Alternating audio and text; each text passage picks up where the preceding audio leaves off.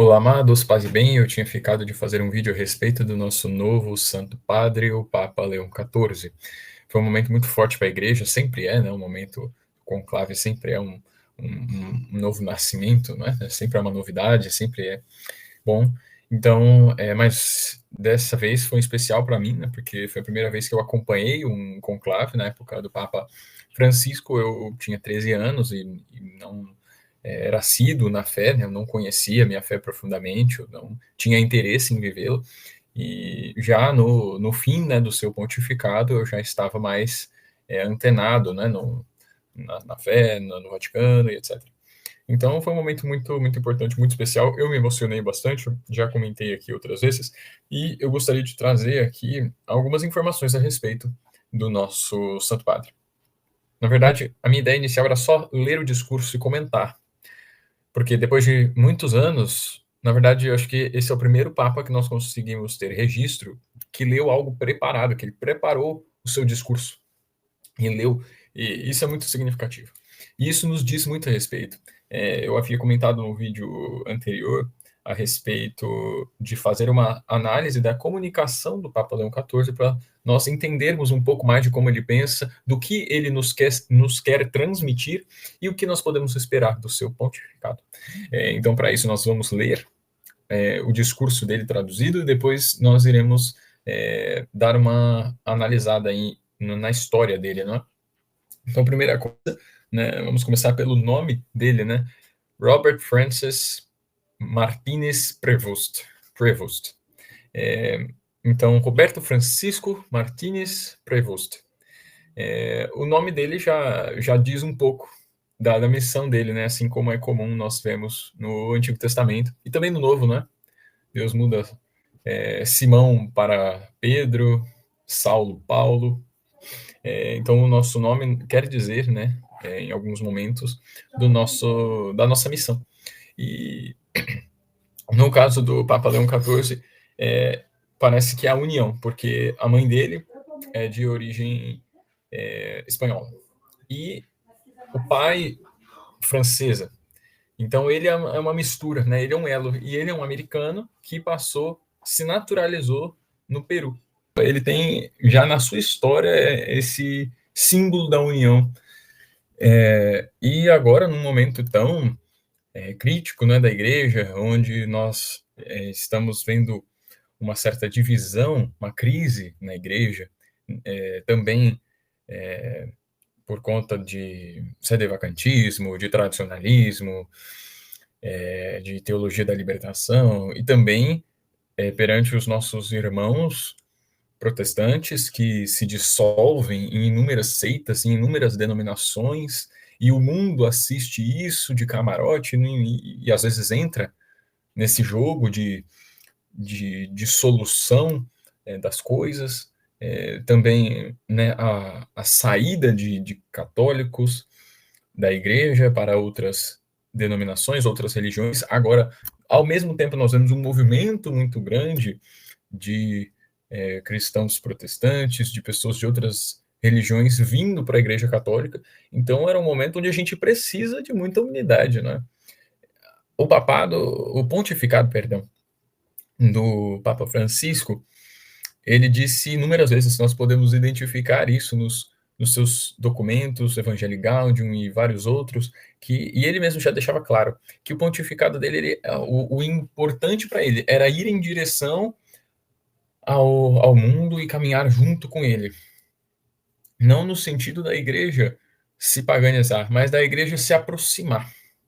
E agora que a igreja se aproximou, porque nós vemos isso, né, o número de católicos desde o pontificado, o início do pontificado do Papa Francisco até o seu final, aumentou, foi cerca de 1,4% o número de fiéis católicos no mundo. Então é um número muito expressivo, levando em consideração a densidade, né, o volume muito grande né, desse número. Então, enfim, nós reparamos isso, né, aqui na nossa própria paróquia mesmo. Nós vemos que as igrejas, a nossa paróquia está muito cheia. Não fazia muito tempo, eu acho que eu não cheguei a presenciar uma época onde a nossa igreja foi tão cheia. Eu participo aqui da nossa comunidade há mais de 20 anos. Eu cheguei com 4, então tem muito tempo. E não foi nunca foi tão cheia. E mais, né, hoje a maior demanda são de pessoas sem sacramentos, de pessoas que não praticavam a religião, pessoas que vêm de outras denominações, e nós vemos uma demanda maior da parte adulta, não é? Então, isso nos mostra o movimento em que a igreja está passando e e o resultado, a eficácia do pontificado do Papa Francisco. Né, tem pessoas que podem fazer as suas críticas, né, válidas ou não, não é? Mas isso é um fato. O pontificado no Papa Francisco atingiu o seu objetivo, né, com os seus acertos, com os seus erros, e isso foi o que Deus quis para a igreja. E agora, para continuar, como ele mesmo vai dizer, Leão XIV, para continuar essa missão, Deus escolhe ele, não é? O leão. E isso é muito simbólico, porque São Francisco, no fim da sua vida, ele caminhava muito com um frei, com um irmão chamado Leão. Também o próprio Papa disse, né, que o principal motivo pela escolha do nome Leão é por conta do último Papa Leão, Leão XIII, um Papa que particularmente eu gosto muito, por conta, né, da oração de São Miguel e, enfim, também as denúncias, né, o enfrentamento dele ao mundo foi muito posicional, foi muito necessário, né, a questão da maçonaria, do socialismo, capitalismo. Então, ele foi um papa que eu gostei muito do seu pontificado. Enfim, também uma série de outros motivos. Então, nós podemos ver que ele traz esse símbolo de unidade já na sua história, no seu nome, no momento onde a igreja mais precisa. Também nós percebemos algumas coisas nos seus gestos, na sua forma de comunicação. Então, a mais notável e que está sendo mais comentada por aí é a questão da sua veste, né? Aquele manto vermelho, por cima me fugiu agora o nome, mas que era comum os papas usarem, que o Papa Francisco decidiu renunciar a isso, né? Ele decidiu não usar aquele manto, e agora o Papa Leão XIV voltou, né, com a tradição de usar, se iniciou um movimento para restaurar o canto gregoriano no Vaticano e tudo. Então, ele mostra um zelo maior, não só com a tradição, mas com a liturgia. Eu vejo nele uma síntese de todos os últimos papas que nós tivemos. Claro, né, desde que, por exemplo, eu sou vivo, né? Então, quando eu nasci, era São João Paulo II, né? Eu acho que quase todas as pessoas do mundo nasceram no pontificado, né, de São João Paulo II, que foi muito grande. Então, São João Paulo II, ele tem muitas características de São João Paulo II, o carisma, o intelecto, a formação, claro, né, eles divergem um pouco, não são idênticos, não é? Mas né, o Papa Leão ter uma formação filosófica rígida, né, por conta de Santo Agostinho e tudo, é muito significativo. Então, eu vejo muitas características nele de São João Paulo II. Outra pessoa, Bento XVI, eu já escutei isso na questão intelectual, na questão litúrgica, na questão teológica. Ele lembra muito Bento XVI. Bento XVI, ele escreveu muito, né, não só encíclicas, documentos, mas ele tem livros, né, de teologia e tudo, a respeito de Nosso Senhor também, a respeito da liturgia, etc. Ele tem, acho que, salvo engano, são 5 encíclicas só a respeito das Sagradas Escrituras, e então, né, ele teve um rigor intelectual maior, né, e nós vemos também resquícios disso no nosso Papa Leão XIV. E o Papa Francisco foi o primeiro Papa Francisco, e ele mostrou uma proximidade com o povo, uma sensibilidade, um carisma também ímpar. E nós vemos também resquícios, traços, semelhanças desse carisma, desse lado do Papa Francisco, que foi tão único. Nós vemos isso no Papa Leão XIV. Então isso me agradou demais, eu me senti muito amparado por Deus. Foi um momento de muita emoção, foi um momento de muita alegria. Eu estava reassistindo ainda hoje. Antes de gravar esse vídeo, foi por isso que eu decidi parar aqui para gravar. Mas eu estava reassistindo e de novo me caíram algumas lágrimas, porque é muito lindo tudo isso. Já dizia, né, Padre Paulo Ricardo, é lindo ser católico. E isso é a mais pura verdade, não é? Enfim, então vamos ao seu discurso, né? Então nós vemos, pelo menos ao meu ver, eu percebo essa síntese, esses fragmentos dos antigos papas, pelo menos a partir de João Paulo II. A paz esteja com todos vocês. Irmãos, irmãs, caríssimos, essa é a primeira saudação do Cristo ressuscitado, do bom pastor, que deu a vida pelo rebanho de Deus. Então, né, nós passamos ali pelo período da quaresma, nós tínhamos acabado de encerrar o período pascal, não é, com a Páscoa, né, do Papa Francisco, e ele nos vem, né, trazer essas palavras do Senhor a respeito da paz, né? Jesus, com o pedido dele, com a tradição da Igreja dos Apóstolos de saudar, né, inicialmente com a paz. E ele nos traz isso. E ele fala, a primeira saudação do Cristo ressuscitado, do bom pastor, que deu a vida pelo seu rebanho. Gente, isso é lindo demais. Pelo amor de Deus, pelo rebanho de Deus. Essa é a paz de Cristo ressuscitado, uma paz desarmada e uma paz desarmante, humilde e perseverante, que provém de Deus, Deus que nos ama todos incondicionalmente. Aqui, essa questão da desarmada e desarmante, creio que ele faz uma alusão, uma referência, uma sinalização às guerras que nós temos passado, né, a faixa de Gaza, a Ucrânia, e, enfim, né, todos os lugares onde nós temos problemas com não só guerras, mas conflitos, né, também o crime organizado, principalmente, né, aqui no nosso país, que é tão forte, e, enfim. Essa é a primeira parte, tá? O discurso dele está em duas partes. Uma parte que ele preparou, que é essa que nós estamos lendo, e depois é uma parte onde ele faz de modo mais espontâneo. Então vamos continuar aqui. Esse texto aqui ele lê em italiano, tá? Ainda mantemos em nossos ouvidos aquela voz fraca, mas sempre corajosa do Papa Francisco, que sempre abençoava Roma. Deus nos ama, Deus ama todos vocês. O mal não irá prevalecer. Cara, nessa hora eu quase chorei. Meu Deus, isso é muito forte. Estamos todos nas mãos de Deus. Nossa, gente, essas palavras são fortíssimas. Primeiro, ele sauda, ele referencia, né, o falecido Papa Francisco. E nos traz uma mensagem que era própria dele, né? O Papa Francisco bateu muito nessa tecla em diversos documentos. Ele queria que tivesse muito fixo no coração do católico moderno. Deus nos ama, Deus te ama. Deus ama todos vocês. E com isso, né, ele nos traz de novo uma promessa do Senhor, né? Onde está ali em Mateus 16, 18, 19, né, capítulo 16, versículos 18, 19, o mal não irá prevalecer, estamos todos na mão de Deus, essa é a garantia do Cristo sobre a sua igreja. Gente, isso é lindo demais, pelo amor de Deus, eu vou acabar chorando. Portanto, sem medo, que era o que o Senhor sempre dizia, né? Ele sempre encorajava, né? Jesus ele contrapunha a fé com o medo, sempre, né?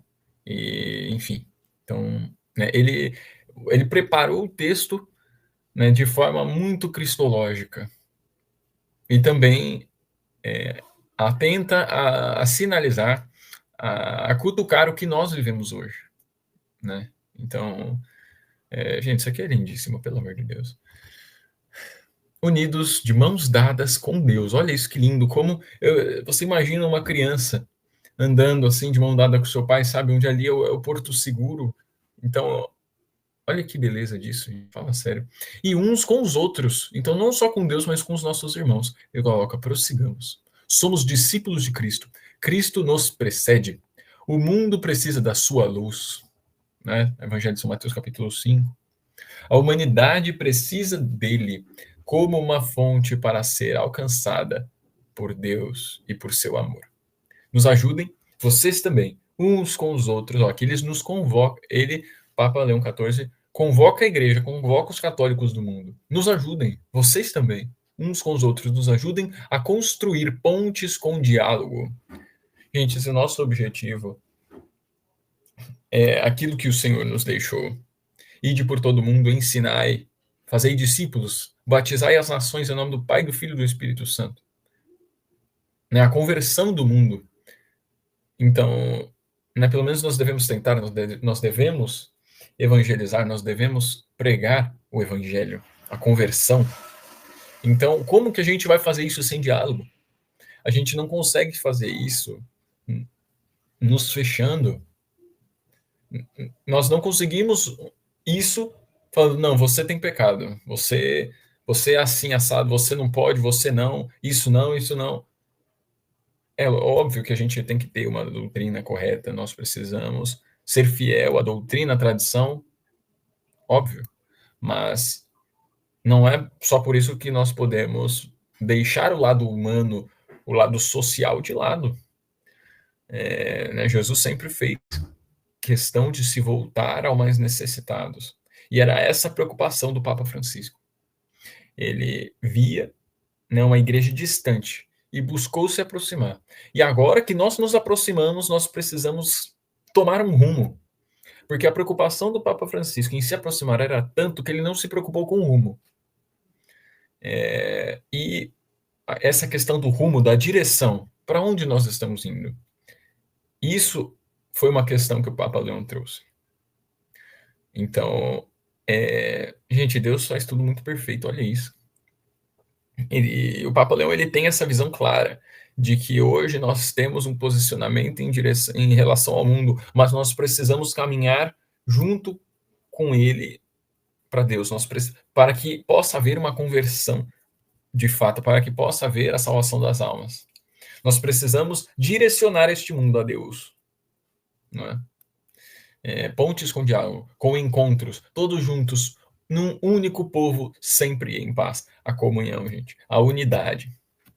A unidade, o que nós precisamos é isso, a missão do Papa Leão XIV. Esse é o nome dele, Martínez Prevost. É a união, é um americano que se naturalizou peruano. É a unidade. Essa é a missão do nosso querido Santo Padre, né? Pelo menos é isso que nós cremos, ou eu. Quero agradecer também todos os irmãos cardeais que me escolheram como para ser o sucessor de Pedro. Escolheram-me para caminhar com vocês enquanto igreja unida, sempre em busca da paz, da justiça e sempre tentando trabalhar como homens e mulheres fiéis a Jesus Cristo, sem medo, para proclamar o evangelho, para ser missionários. Nossa, isso aqui é fortíssimo. Sem medo para proclamar o evangelho. O que nós estamos vivendo hoje com tantas censuras, com tanta coisa com o mundo, hoje o mundo com tantas ideologias malucas, se tornou sensível, hipersensível ao evangelho. Então, qualquer coisa que nós pregamos, qualquer verdade de Deus, já é motivo de cancelamento, já é motivo de polêmica, já é motivo de ofensa. Não é? Então, olha isso. Sempre tentando trabalhar como homens e mulheres fiéis a Jesus Cristo, sem medo de proclamar o evangelho. É aquilo que o Senhor, né, nos disse: perseguirão a mim, perseguirão também a vós. E por isso ele realça aqui pela segunda vez, sem medo. Palavras que se repetiram muito nesse discurso. Paz, sem medo, unida. Gente, é sensacional, é sensacional. Não tem como não se apaixonar por esse Papa. Agora é oficial. Quem não se apaixonar pelo Papa é maluco. E agora vem a parte informal, né? Que ele termina de ler e ele faz um discurso mais espontâneo. Então ele diz: sou filho de Santo Agostinho, um agostiniano, que disse: convosco sou cristão, e para vós sou bispo. Nesse sentido, todos nós podemos caminhar juntos rumo à pátria que Deus preparou para nós. Aqui ele declarou, ele definiu o rumo para o qual nós vamos nessa igreja que se encaminhou em direção ao mundo e agora que já conseguiu uma certa aproximação, já conseguiu um certo diálogo, agora nós temos um rumo. E ele mesmo coloca: juntos rumo à pátria que Deus preparou para nós. São palavras do Senhor, né? Vou preparar-vos, né, uma morada. Então, assim, sensacional. A Igreja de Roma, uma saudação especial. Devemos buscar juntos como ser uma igreja missionária, uma igreja que constrói pontes e promove o diálogo, sempre aberta para acolher as pessoas, como Jesus sempre fazia. É bom a gente lembrar disso. Como esta praça, com os braços abertos. Todos aqueles que precisam da nossa caridade, da nossa presença, do nosso diálogo e do nosso amor. Aqui ele começa a dizer em espanhol, se referindo àqueles que o acolheram no Peru, não é? E se me permitem também, uma palavra de saudação a todos aqueles, e particularmente a minha amada diocese de Chiclayo, no Peru, onde um povo fiel acompanhou seu bispo, partilhou sua fé e deu tanto para continuar sendo uma igreja fiel a Jesus Cristo. Todos vocês, irmãos e irmãs de Roma, da Itália, de todo mundo, queremos ser uma igreja sinodal, uma igreja que caminha, uma igreja que busca sempre a paz, que busca sempre a caridade, que busca sempre estar próxima, especialmente dos que sofrem. Hoje é o dia da súplica a Nossa Senhora de Pompeia. Nossa Mãe Maria sempre quer caminhar conosco, estar perto, ajudar-nos com sua intercessão. E aqui, né, se volta a Virgem Maria, Nossa Mãe Imaculada, mas sobre isso, né, a respeito de uma igreja que caminha, como o Papa Francisco já direcionou. Esse último parágrafo aqui, ele mostra muito do que o Papa Francisco nos deixou. Igreja sinodal, igreja que caminha, igreja que busca sempre a paz, que busca sempre a caridade, que busca sempre estar próxima, especialmente dos que mais sofrem. Isso aqui foi o pontificado do Papa Francisco. E ele entende, assim como todo bom católico, que o Papa Francisco, ele foi alguém escolhido por Deus para fazer isso com a igreja. E, né, ele entende que, portanto, é isso que Deus traçou para nós e é isso que ele deve fazer. Claro que agora Deus o escolheu, então ele tem a sua maneira de fazer essas coisas. Essa questão de igreja sinodal é um tanto quanto polêmica, porque tem muito da teologia da libertação querendo distorcer isso, querendo usar disso para quebrar com a hierarquia, com a ordem, etc. Mas, né, eu creio que o nosso Santo Padre vai estabelecer um modo de continuar, não é, esta igreja sinodal de modo mais seguro, né, de um modo em que haja as coisas corretas, né, do como Deus nos deixou, respeitando a hierarquia, respeitando, né, tudo o que nós, enquanto católicos, enquanto igreja, enquanto, né, que obedecemos e seguimos a tradição dos apóstolos, etc., né, seguimos, obedecemos. Então, depois ele se volta à Virgem Maria, e aqui ele pede, né, então gostaria de rezar junto com vocês. Rezemos todos por esta nova missão, por toda a igreja, pela paz no mundo, e peçamos essa graça especial à nossa mãe, a Maria, nossa mãe. Então ele reza uma Ave Maria,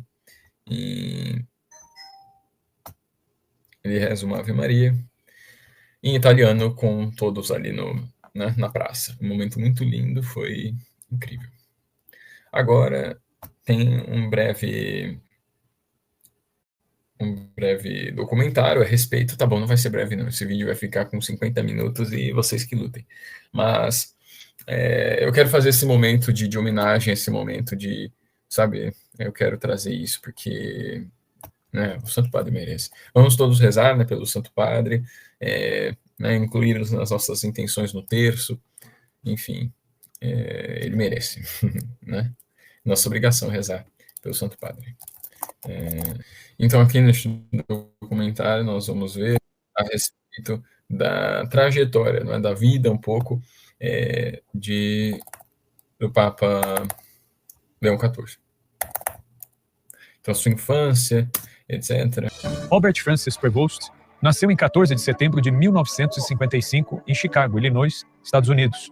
Cresceu em Dalton, um subúrbio ao sul de Chicago, em uma família católica devota. Seus pais, Louis Marius Prevost, de ascendência francesa e também italiana, e também de Mildred Martinez, de origem espanhola e crioulo, da Louisiana. Foram figuras influentes na sua formação, do início ao fim. O pai serviu na Marinha dos Estados Unidos durante a Segunda Grande Guerra Mundial e posteriormente atuou como superintendente do distrito escolar de Brookwood, 167, em Glenwood, Illinois. Mildred, sua mãe, era conhecida pela hospitalidade, frequentemente recebendo padres em sua casa, o que proporcionou a Robert um contato próximo com o clero desde cedo. Ela trabalhou como bibliotecária em escolas católicas e tinha um imenso amor pelo que fazia.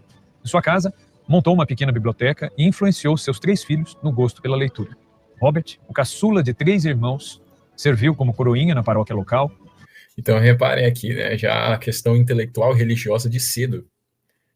Então, gente, Deus prepara muito bem, ele sabe o que está fazendo, rapaz, confia, pode confiar. E frequentou escolas católicas, onde demonstrou desde cedo uma inclinação muito grande para a vida religiosa. Após realizar seus primeiros estudos na escola paroquial, Robert cursou o ensino médio no seminário menor da Ordem de Santo Agostinho. Em 1973, ingressou na Universidade de Vila Nova, na Pensilvânia, uma instituição agostiniana, onde obteve o título de bacharel em ciências matemáticas. Isso no ano de 1977. No mesmo ano, tornou-se membro da Ordem de Santo Agostinho, na província de Nossa Senhora do Bom Conselho, em Chicago, professando seus primeiros votos em 2 de setembro de 1978 e os votos solenes em 29 de agosto de 1981. Durante esse período, aprofundou seus estudos teológicos na Catholic Theological Union, em Chicago, onde obteve o título de mestre em 1982. Buscando especializar-se em direito canônico, ele prosseguiu seus estudos na Pontifícia Universidade de Santo Tomás de Aquino, Angélico, em Roma, onde obteve a licenciatura no ano de 1984. Então já estamos quase aí, não. Ele fez o quê? 3 faculdades até agora, com doutorado ali de 87, 4, né? E o doutorado no ano de 1987. Sua tese de doutorado abordou o papel do prior local na Ordem de Santo Agostinho, refletindo o seu profundo compromisso com a vida religiosa e a própria estrutura eclesiástica. Augustine in the Confessions talks about friendship, talks about family, talks about the importance of his mother, talks about his father, talks about human ambition, talks about so many different aspects of human life, and then goes on to explain how these things helped or did not help his own personal pathway to discovering God and to discovering what is really holy about life. Robert Prevost foi ordenado sacerdote em 19 de junho de 1982 em Roma, pelo arcebispo belga Jean Jadot. Entre 1985 e 1986, iniciou a sua missão no Peru, na então prelazia de Chulucanas. Em 1988... Pessoal, interessante reparar a simplicidade dos ambientes que ele estava. No ambiente que ele estava. Sempre um lugar muito simples, né? Pobre. Né? Então, ele jamais pensou que iria, né, se tornar papa.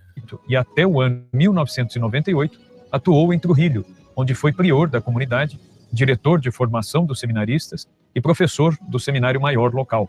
Em 1998, foi eleito prior provincial da província agostiniana do Peru. Em 1999, retornou aos Estados Unidos para assumir como prior provincial da província agostiniana de Chicago. Em setembro de 2001, foi eleito prior geral da Ordem de Santo Agostinho, cargo que ocupou até setembro de 2013. Neste período, expressou divergências com o então arcebispo de Buenos Aires, o cardeal Jorge Mário Bergoglio, que mais tarde se tornaria o Papa.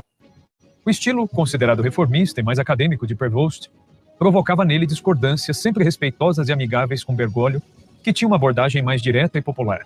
Além disso, Prevost expressou posições mais conservadoras em temas como a ideologia de gênero e a comunidade LGBT, áreas em que Bergoglio adotava uma postura considerada um pouco mais progressista. A cordialidade institucional prevaleceu, de forma que Bergoglio, já em seu pontificado como Papa Francisco, nomeou o então Padre Prevost como administrador apostólico da Diocese de Chiclayo, no Peru, e bispo titular de Sufar, em novembro de 2014. Em 12 de dezembro de 2014, foi consagrado... Ou seja, tinha discordado, mas, né, eles tinham uma certa amizade, assim como, né, com Bento XVI. E eu creio que, né, de alguma forma ele sentiu isso, né? Enfim, mas Deus já tinha escrito tudo, né? Ele já isso estava, né, nos planos da providência. Na Catedral de Santa Maria, em Chiclayo, pelo arcebispo James Green, núncio apostólico no Peru. Era dia de Nossa Senhora de Guadalupe, a Imperatriz das Américas, como a chamava João 23. Em 26 de setembro de 2015, sua identificação com o povo local foi tamanha que em 2015 adquiriu a nacionalidade peruana. Em 13 de julho de 2019, Prevost foi nomeado membro da Congregação para o Clero. Em 21 de novembro de 2020, tornou-se membro da Congregação para os Bispos. Em janeiro de 2023, o Papa Francisco nomeou o prefeito do Dicastério para os Bispos e presidente da Pontifícia Comissão para a América Latina. Em 30 de setembro de 2023, foi criado cardeal pelo Papa Francisco, recebendo um título de significado muito especial, o de Santa Mônica.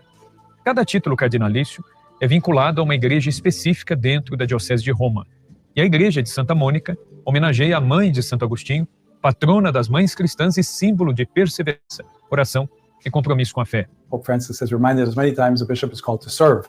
His authority is service. I think is very important. The bishop is not supposed to be a little prince sitting in his kingdom, but rather called authentically to be humble, to be close to the people he serves, to walk with them, to suffer with them, and to look for ways that he can better live the gospel message in the midst of his people. Dessa forma, a atribuição do título a Prevost é de grande relevância por destacar o seu vínculo espiritual com a tradição agostiniana e reconhecê-lo como membro proeminente da Ordem de Santo Agostinho.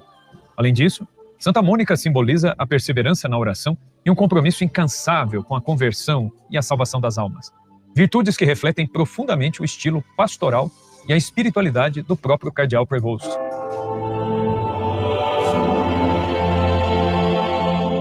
Em maio de 2025, o nome do cardeal Prevost não figurava na maior parte das listas de candidatos ao trono de Pedro, o que comprova que o conclave da mídia e das casas de aposta não é o mesmo conclave dos cardeais da Santa Igreja.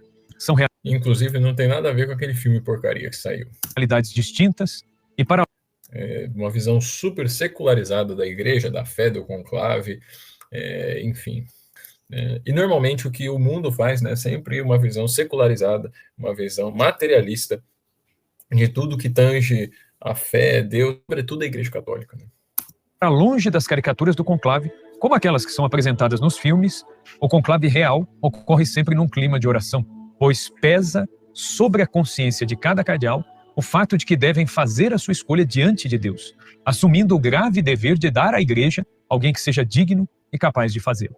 Apesar de surpreendente, o anúncio de seu nome em 8 de maio como novo Papa foi recebido com entusiasmo e intensa aclamação. O primeiro Papa norte-americano, apesar de ter também nacionalidade peruana, e o primeiro Papa da Ordem de Santo Agostinho, do simbolismo, Leão Vou finalizar nessa parte do nome aqui, depois a gente vê mais. XIV. Em seus primeiros discursos, ele explicou que adotou um nome em homenagem industriale. E oggi la Chiesa offre a tutti il suo patrimonio di dottrina sociale per rispondere a un'altra rivoluzione industriale e agli sviluppi dell'intelligenza artificiale, che comportano nuove sfide per la difesa della dignità umana, della giustizia e del lavoro. abordou as questões sociais emergentes da Revolução Industrial, defendendo os direitos dos trabalhadores, a justiça social e a dignidade humana. Ele criticou tanto o capitalismo desenfreado quanto o socialismo estatal, propondo uma via baseada na solidariedade cristã e na subsidiariedade. Leão XIII afirmou várias vezes que a Igreja, à luz do Evangelho, oferece uma solução que supera a luta de classes e a substitui pela concórdia de classes. Inspirado por esse legado, Leão XIV destacou que a Igreja enfrenta hoje uma nova revolução, a tecnológica, marcada pelo avanço da inteligência artificial, e diante desta realidade, ele mesmo afirmou: a Igreja oferece a todos o tesouro de sua doutrina social em resposta a outra revolução industrial e aos desenvolvimentos no campo da inteligência artificial, que trazem novos desafios para a defesa da dignidade humana, da justiça e do trabalho. Com isso, a escolha de seu nome sinaliza a intenção de Leão XIV de continuar o legado de engajamento social da Igreja, adaptando-o aos desafios contemporâneos da era digital. Ele propõe uma abordagem pastoral que une tradição e inovação, destacando a importância de um diálogo ético sobre as implicações da tecnologia na vida humana. Bom, pessoal, a gente vai encerrar por aqui para não ficar muito longo, né? Já está bem longo. Então é isso, muito obrigado. Nós vamos rezar sempre pelo nosso Santo Padre, Papa Leão XIV. E deixem gostei, comentem aí alguma crítica, sugestão, o que quiserem. Vou ficando por aqui. Muito obrigado, até mais.